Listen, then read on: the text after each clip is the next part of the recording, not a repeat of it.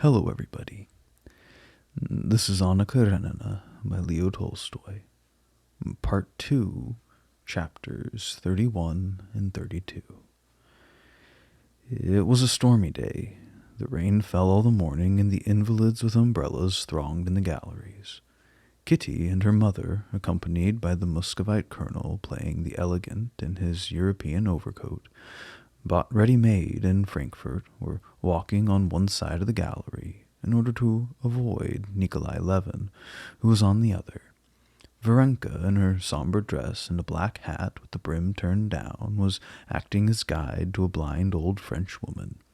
Each time that she and Kitty met, they exchanged friendly glances. "Mamma, can I speak with her?" asked Kitty, seeing her unknown friend approaching the spring and judging that it was a favorable time for them to meet. "Yes, if you're very anxious. I'll inquire about her and make her acquaintance first," said her mother. "But why do you wish to know her? She's only a lady's companion. If you like, I can speak to Madame Stahl. I knew her belle-sœur," added the princess, raising her head with dignity.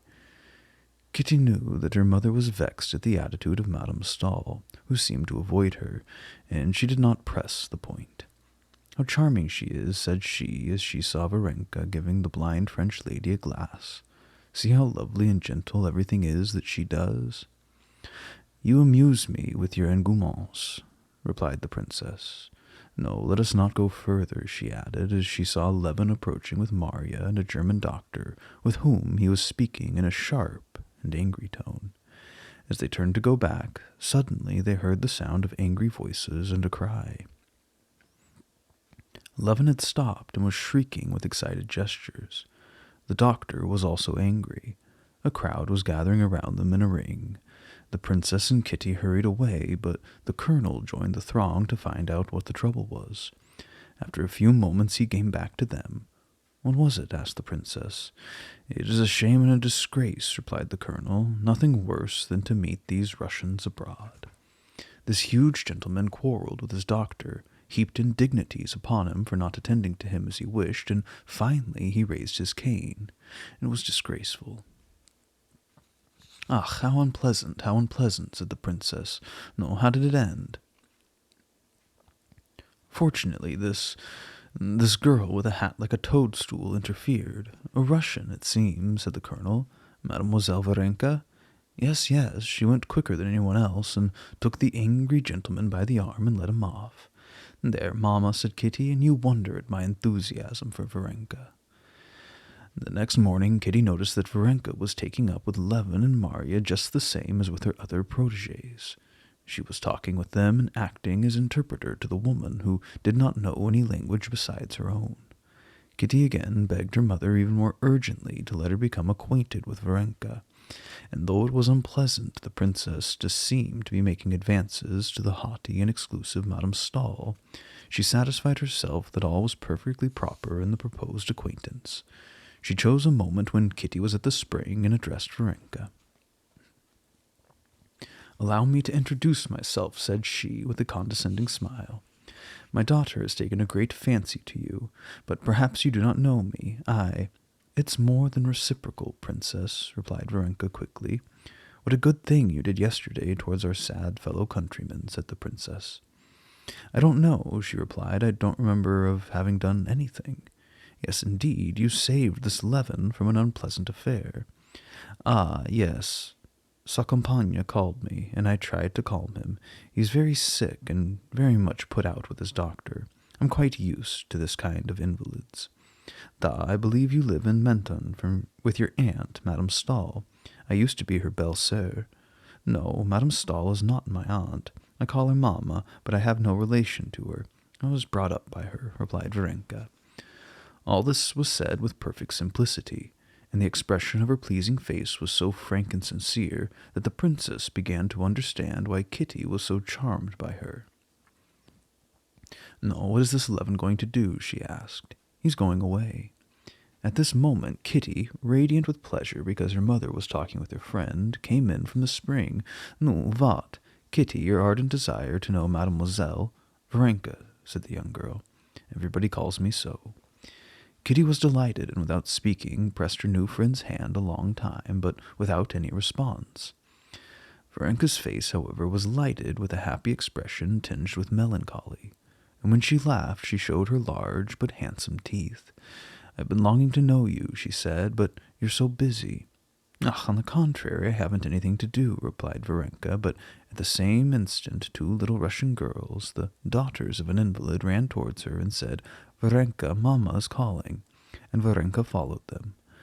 When the princess set out to find about Varenka's past life and her relations with Madame Stahl, she learned the following particulars.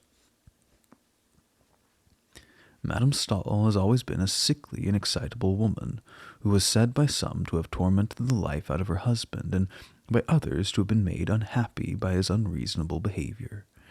After she was divorced from her husband, she gave birth to her first child, who did not live.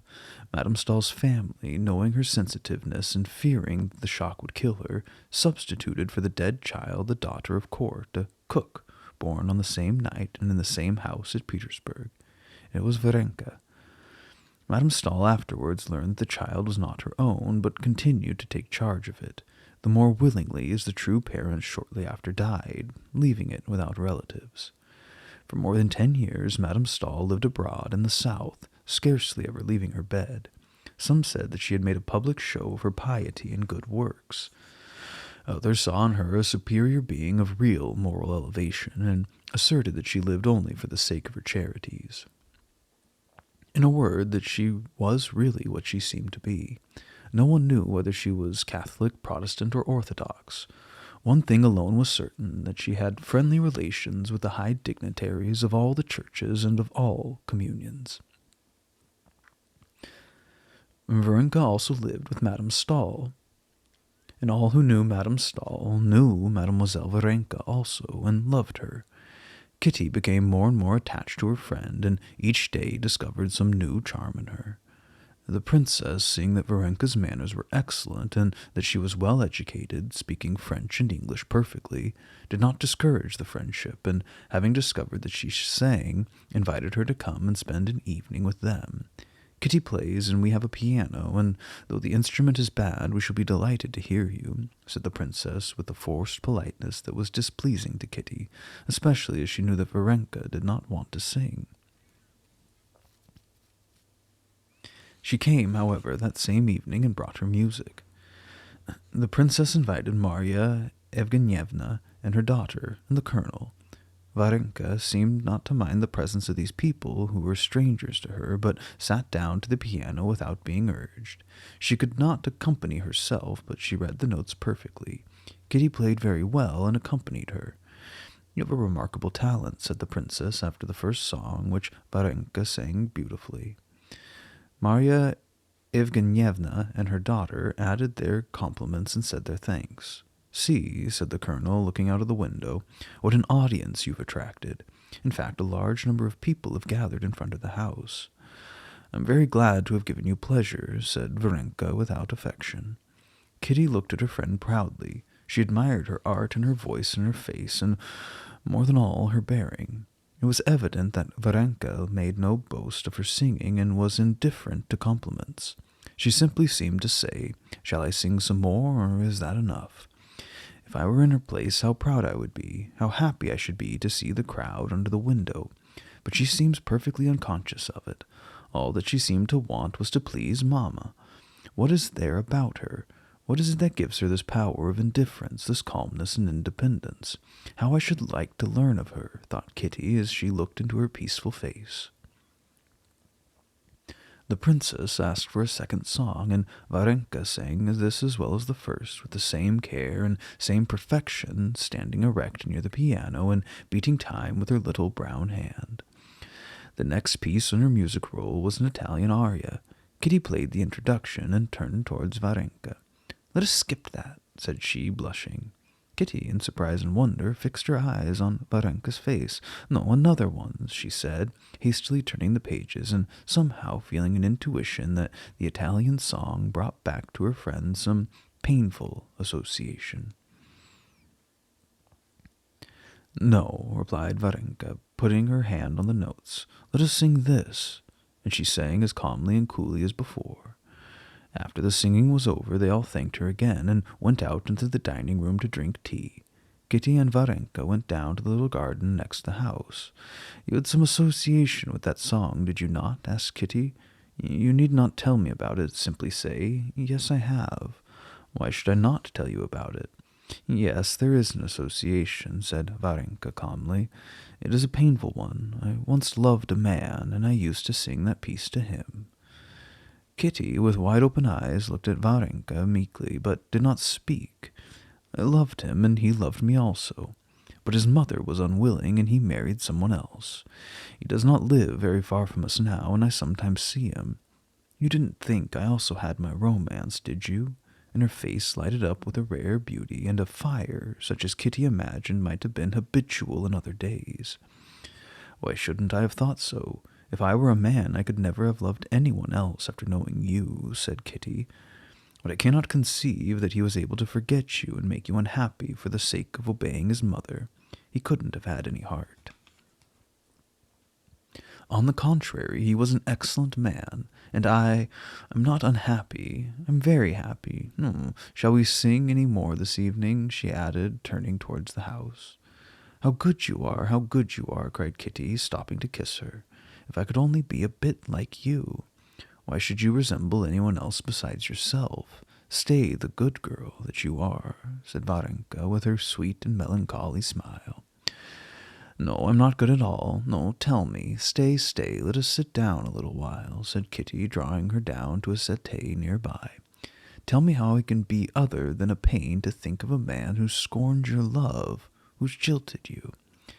"He did not scorn it at all. I'm sure that he loved me, but he was a dutiful son, and suppose it had not been for the sake of his mother, of his own free will," said Kitty, feeling that she was betraying her secret by her face as well as by her words.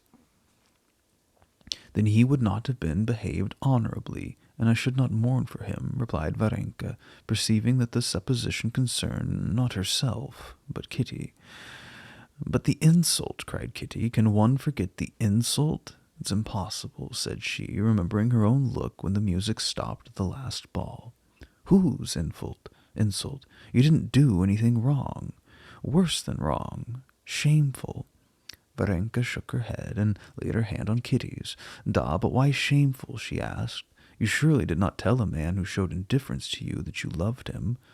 "Oh, certainly not. I never uttered a word. But he knew it. There were looks, ways. No, not if I lived 100 years should I ever forget it. Now, what is it? I don't understand you. The question is solely this. Do you love him now or not?" said Varenka, who liked to call things by their right names. "I hate him, but I cannot forgive myself." "But what for?" "The shame, the insult.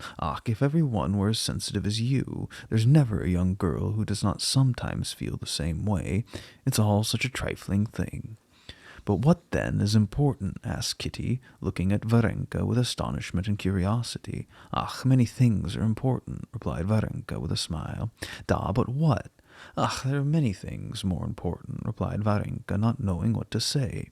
But at that moment the princess shouted from the window, "Kitty, it is getting cool. Put on your shawl or come in." "It's time to go," said Varenka, getting up. "I must go and see Madame Berthe. She's asked me to come."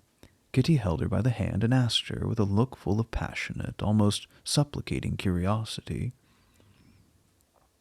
"What is it that's so important? What can give calm? You know.